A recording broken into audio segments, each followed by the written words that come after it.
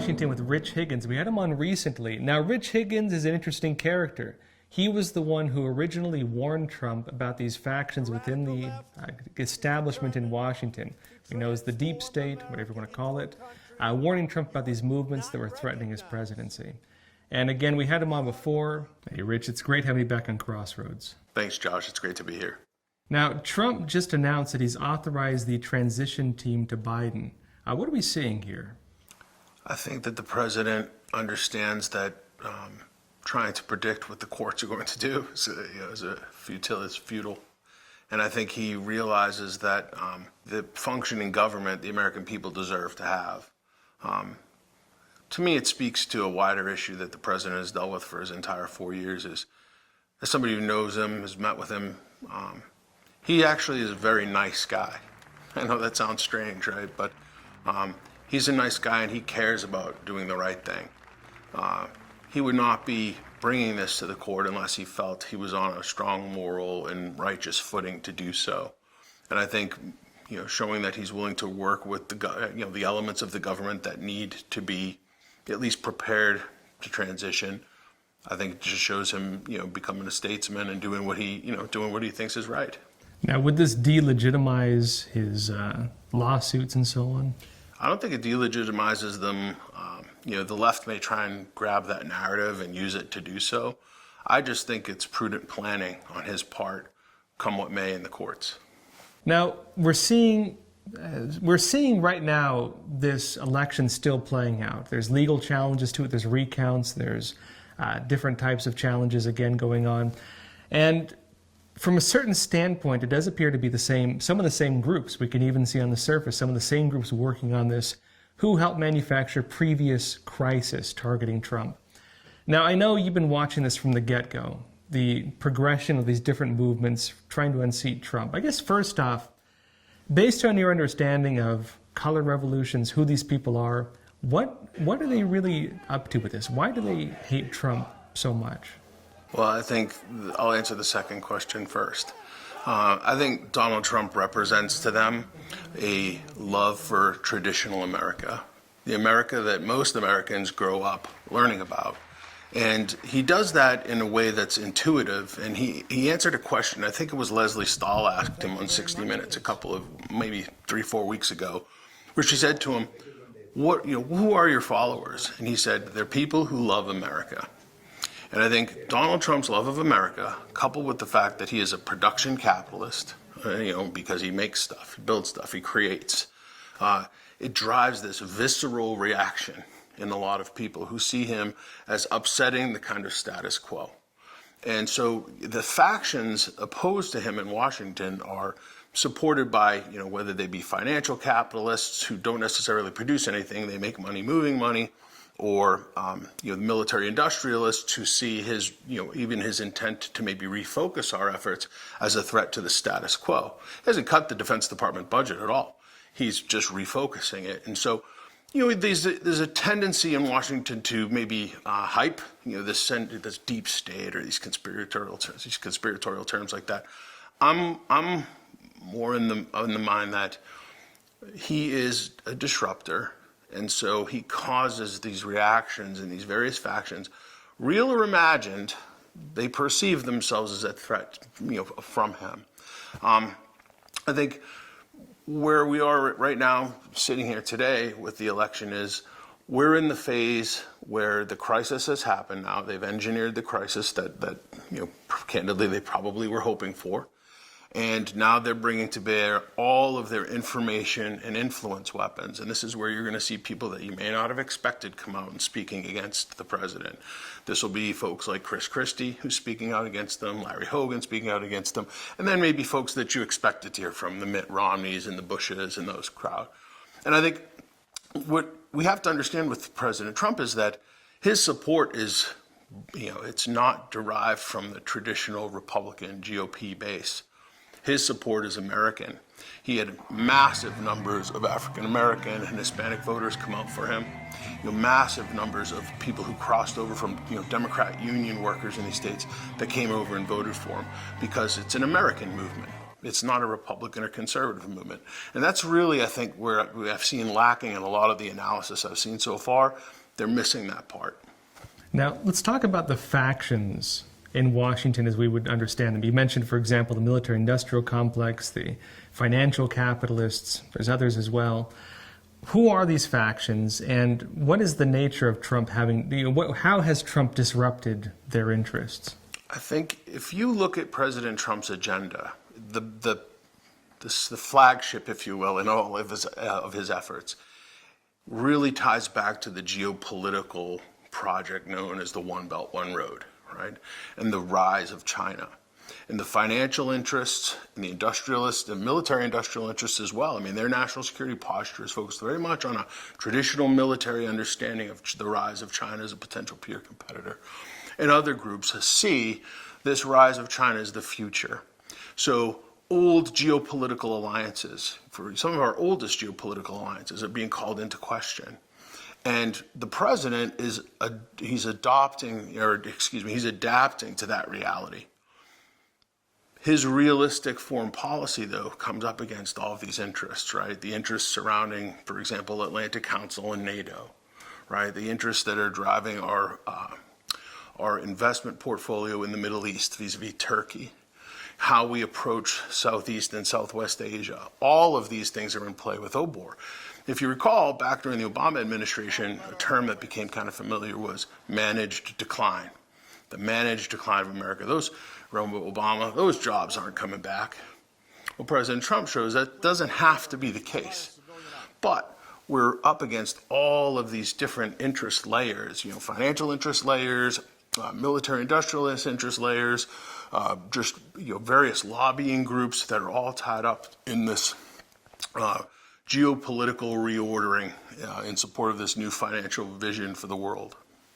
Now, let's talk about the agendas of these different groups. Now, we understand, of course, based on what I've seen, it does seem to be the far left is the most aggressive and the most, let's say, aggressive in its attempts to unseat the president. It does seem to be the far left is pulling the most strings on this, and the other factions do seem to be involved in this conflict as well. What is the agenda of this far left faction?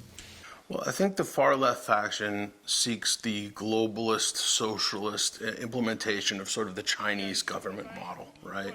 If not in your face, subtle technocracy.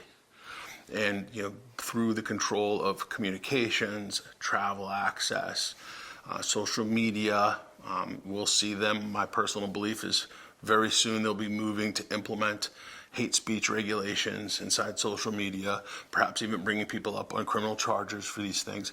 So all of these form factors are kind of there just below the surface and ready to emerge. But I disagree with you slightly that the hard left is the real concern for President Trump. Where I get most concerned is that the Republicans or the pseudo-right, right, the pseudo-conservatives, for example, the Lincoln Project.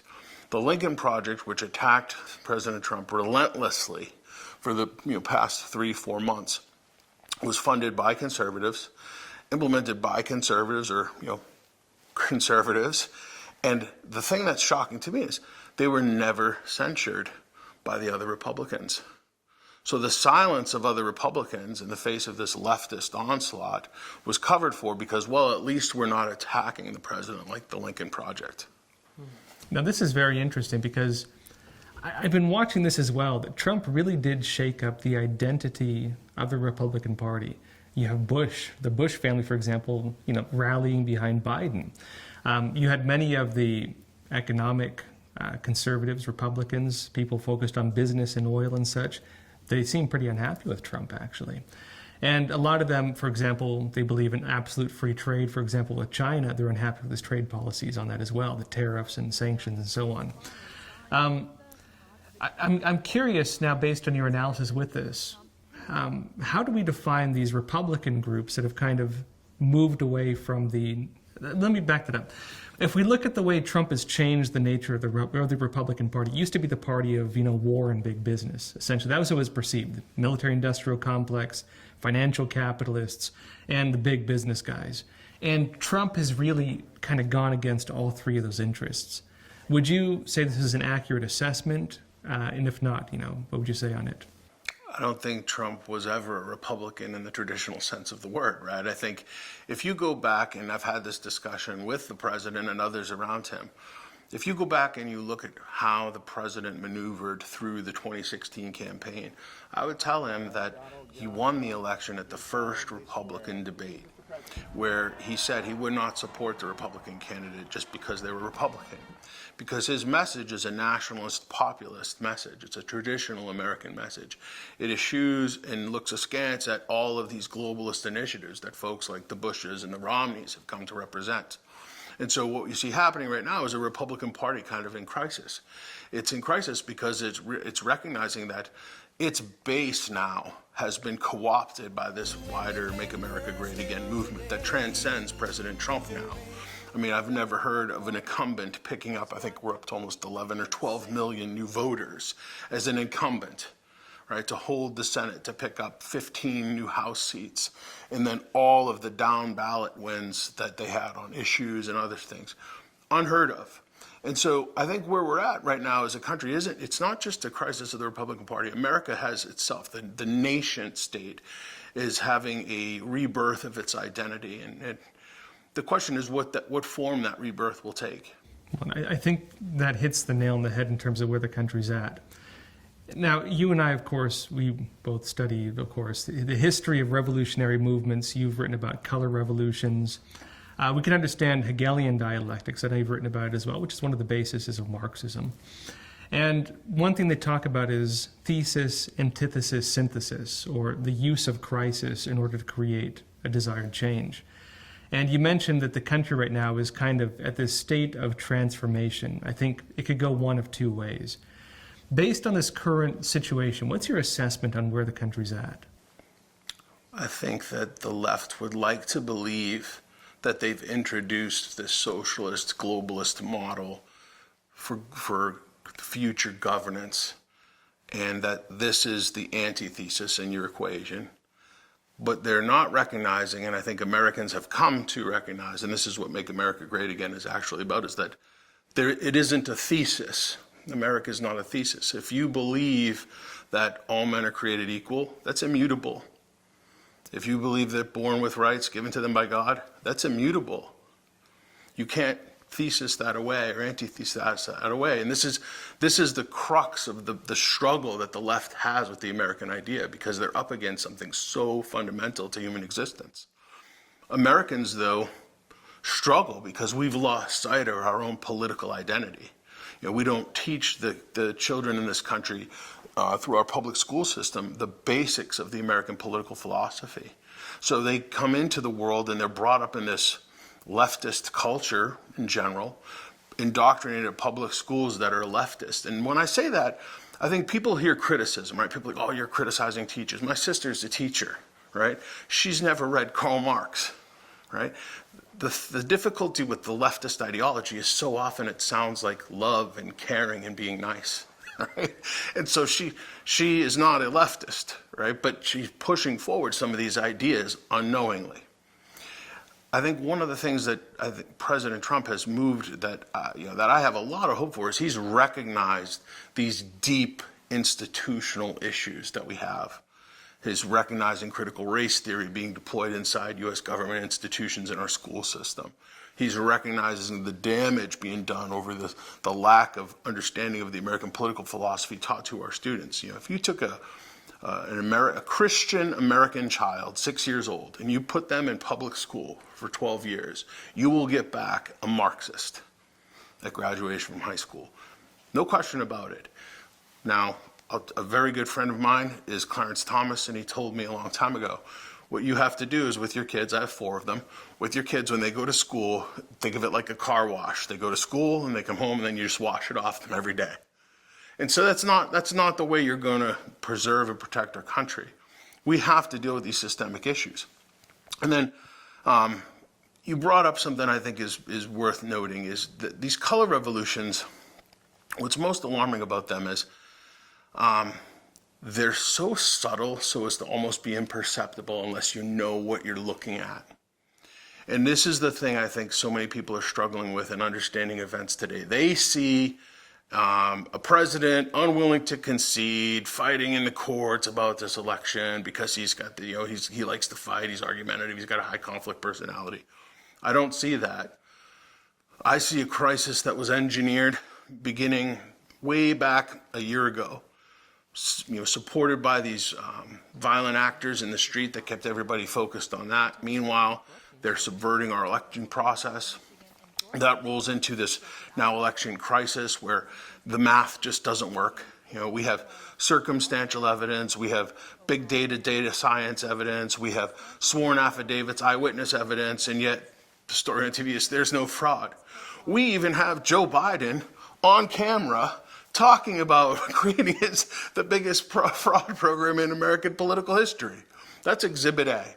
But we want to be told by these influencers, by the mainstream media, that even to ask the question is wrong. These are all hallmarks of the color revolution. What I'm really focusing on right now is, as a color revolution unrolls, if the outcome that the people perpetrating it don't see, they can begin to increase the violence threshold. Right? They'll start taking up the violence. They'll start taking more and more actions. And it's interesting that at the same time now we see more and more draconian COVID measures coming into play. And so we're going to have to keep an eye on that over the next couple of weeks and months. Now, let's define what a color revolution is. How would you define a color revolution? I think the simplest way to define a color revolution is it's an information operation. Okay, so the preliminary effort is the informational effort, which is to create the perception around an object and then trying to create the political pressure to solve that problem. So for example, you engineer a crisis election where there is fraud. You then create a massive amount of political pressure, not only in the mainstream media, but through social media, big technology, political enemies, and political allies who are either bought off or incentivized to come on and create this massive amount of political pressure, to include international, to convince you to step down. An example of that the public may be familiar with was what happened to Hosni Mubarak in Egypt in 2000, I think it was 2011, where a massive amount of political pressure was brought to bear against him. And it was really the Western nations who were giving all this aid to Egypt that put a tremendous amount of pressure on him, and he finally had to relent and step down. Now, this is, I've read this before as being part of the method Soros uses, the George Soros model. David Horowitz, in his book, The Shadow Party, writes about this. And he refers to it as an above and below strategy, where through influence, through financial backing or other methods, or having helped in campaigns of politicians, has some degree of influence at the political level. And then at the same time, through backing, say, activist groups and so on, has influence at the grassroots level. And to an extent, even at the ideological or media level as well. So, through this influence, they could, for example, have pogroms, these movements meant to create these outcomes. And they could, for example, have, manufactured demand for a change take place at the grassroots level, use that manufactured call for demand at the grassroots level, and use influence at the political level to demand a reaction to that. And through this process over time, you can change the structure of a government. Do you see this playing out? Is this what you're talking about as well? I see it playing out here right now, where they're trying to convince the president to concede, to step down, and it's useless to fight. I don't think they expected the Make America Great Again movement people to be on to them and to be counter-mobilizing in opposition. In Egypt, with Mubarak, what you had happen was the Muslim Brotherhood brought in Morsi, and then after Morsi came in with some of his draconian rulings, a counter-movement finally was born, and they drove him from office. It took about 2 years. I think the United States has experienced a very similar phenomenon right now, but they're keen to it. They're aware of it. Because they've been in this running fight now for 4 or 5 years, they're more apt to recognize some of the techniques and tactics being deployed. Soros has been behind some of these color revolutions in the past, and he's a case study and kind of a manipulator, right? I hear people often say, oh, he's a communist, or he's this. He's just a manipulator. He will support the Democracy Alliance in Hong Kong. He will support the various Nazi groups in the Ukraine. He will support communist groups in the United States. So his motivator is not purely ideological. Now, you mentioned something interesting, which is the MAGA movement seems to be kind of turning the wave around. And this is interesting because when you're dealing with color revolutions and things that work on ideological warfare and political warfare, oftentimes the illusion is half the battle. But the illusion is meant to bring about actual grassroots change where people get behind it. And it seems to be, at least based on what we've been watching with these million MAGA protests and so on, that the grassroots movement responding to it is the opposite. It seems to be that the American people are rallying against this. And so it's having an opposite effect at the grassroots level. Now, observing this phenomenon we've been discussing, what do you think the trajectory of this is? How do you see this playing out based on what you're watching? Honestly, I'm very concerned by what I see going on. I think that what you described in terms of the Make America Great guys, pushing back, portends a potential conflict of some sort. It may start out as street violence, which we've already seen plenty of, could very quickly escalate. And I'm concerned about that. I'm not gonna sugarcoat it. I think that the seriousness of the situation, the domestic political situation, is the most important security issue the country's facing right now.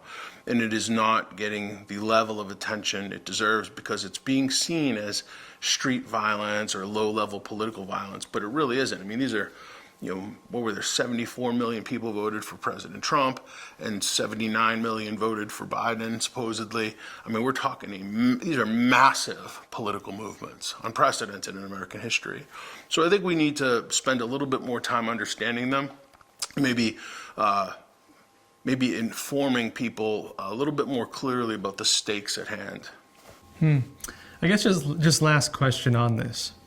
If we were to talk about what's at stake in this country right now, in terms of where we're at, in terms of these movements and tactics being used that have been used in other countries before, what's at stake for the United States? I think that we've been in a fight about the nature of liberty and human freedom for the past at least 5 years, probably arguably past 100 years, but it's really come to the forefront in the past 5 or 10 years. And nothing less than the future of human freedom on Earth is at stake. It's that big. People in Europe know this. People in Asia know this. The Chinese globalist socialist governance model is inverse to what we understand is the value of human life and liberty. Rich Higgins, thank you for being on Crossroads. Appreciate it. Thank you.